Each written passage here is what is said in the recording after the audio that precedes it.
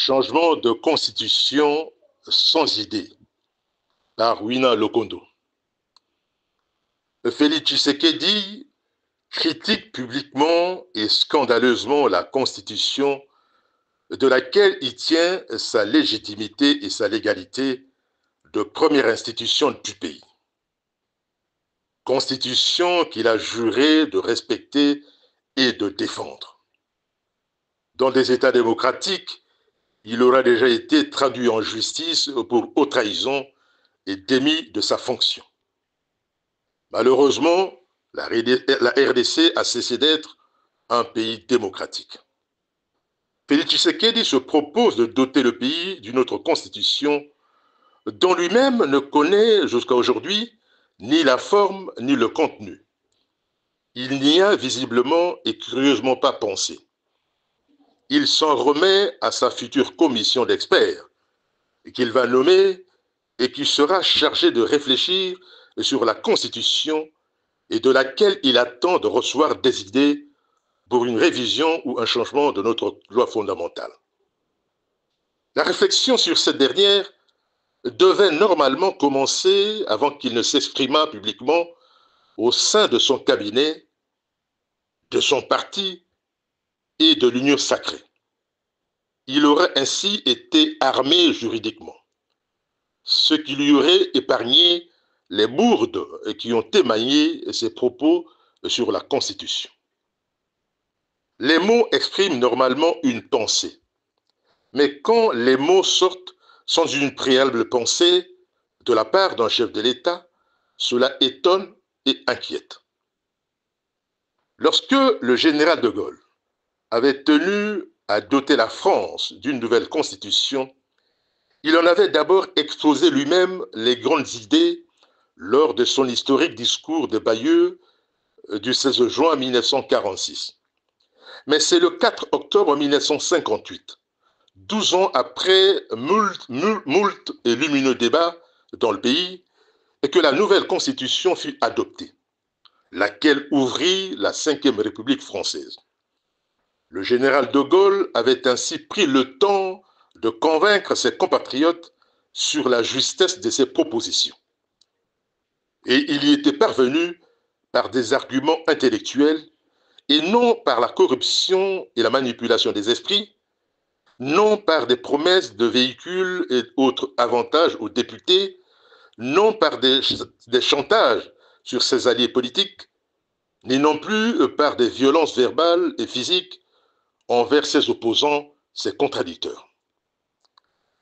La Constitution française, comme l'actuelle Constitution de la RDC, est le mélange du régime parlementaire et du régime présidentiel.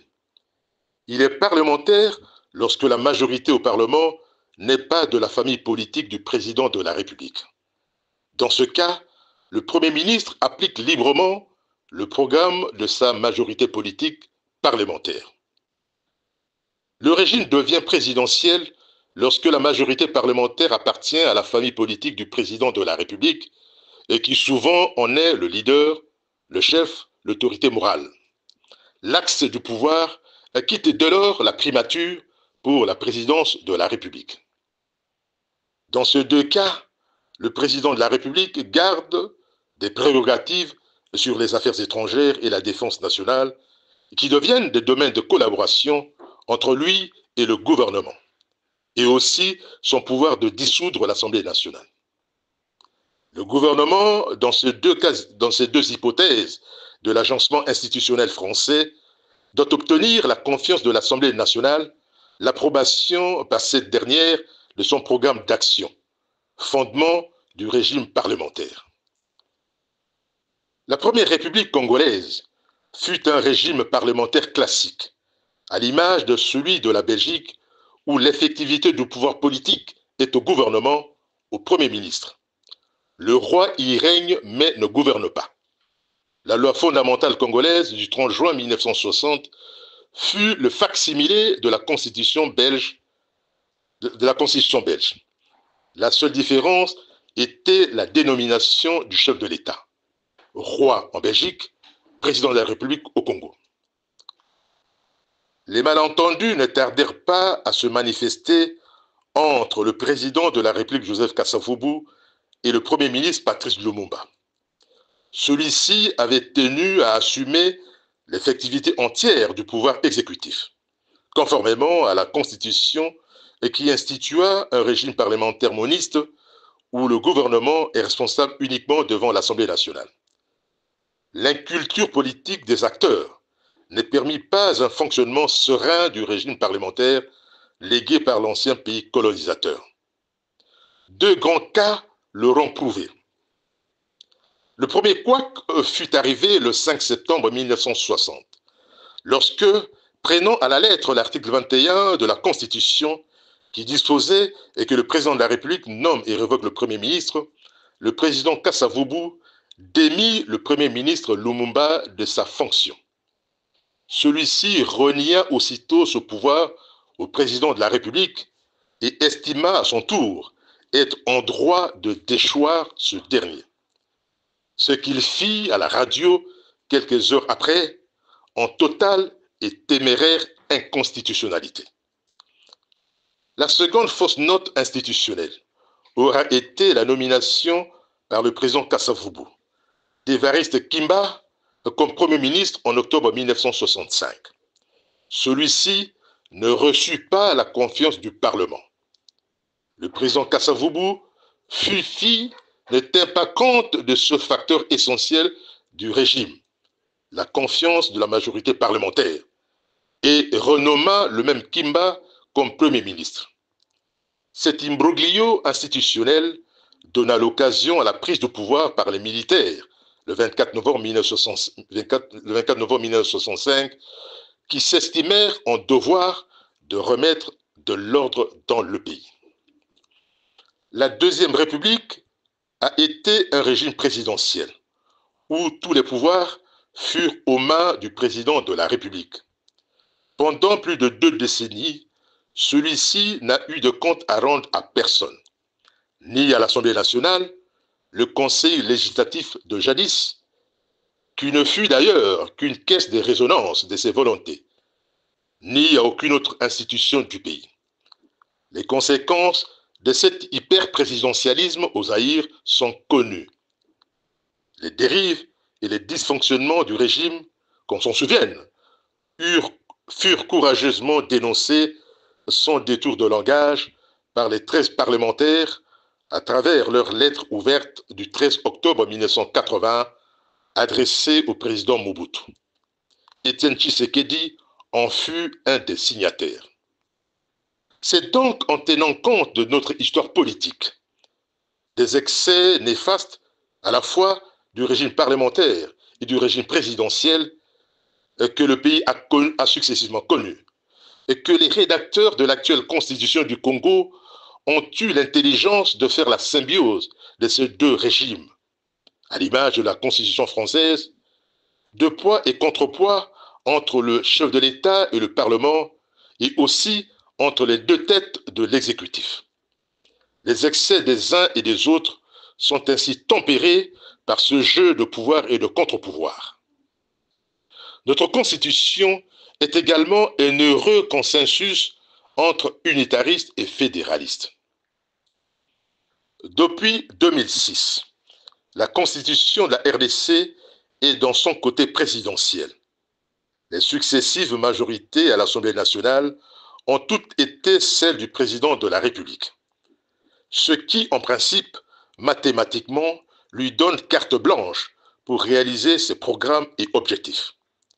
Depuis 18 ans, aucun conflit entre institutions n'a été enregistré à ce jour. La structuration de la Constitution, sa solidité, pour reprendre le mot de Jean-Louis Essambo, a d'ailleurs permis l'organisation de 4 scrutins présidentiels et une première passation pacifique de pouvoir présidentiel en 2019. Les constitutionnalistes André Mbata et Jean-Louis Essambo n'ont pas eu tort de dire de notre Constitution qu'elle est une des meilleures constitutions du monde. Leur brusque palinodie étonne les milieux intellectuels. Les 2 juristes ont visiblement été contraints, étant tous les 2 sous son autorité, de consonner avec Félix Tshisekedi qui veut d'un changement de constitution. Ils se sont intellectuellement, c'est le moins qu'on puisse dire, démonétisés. Les États démocratiques du monde oscillent entre trois grands régimes. Régime présidentiel, régime parlementaire classique et régime dit semi-parlementaire ou semi-présidentiel. André Mbata, Jean-Louis Essambo, Dieudonné Kalouba ou autres intellectuels, probables futurs membres de la commission, vont-ils nous proposer autre meilleure constitution que celle en vigueur en République dite démocratique du Congo? Mais nous ne nous faisons pas d'illusions. La commission sera une réunion d'intellectuels fachi compatibles qui vont se creuser les méninges, qui mettront leurs intelligences juste pour trouver des arguments, trouver des poux à l'actuelle constitution et justifier le déverrouillage de l'article 220 et instituer la délimitation des mandats du président de la République. Ainsi permettront-ils à Félix Tshisekedi de rester 20 ans encore à la tête du pays.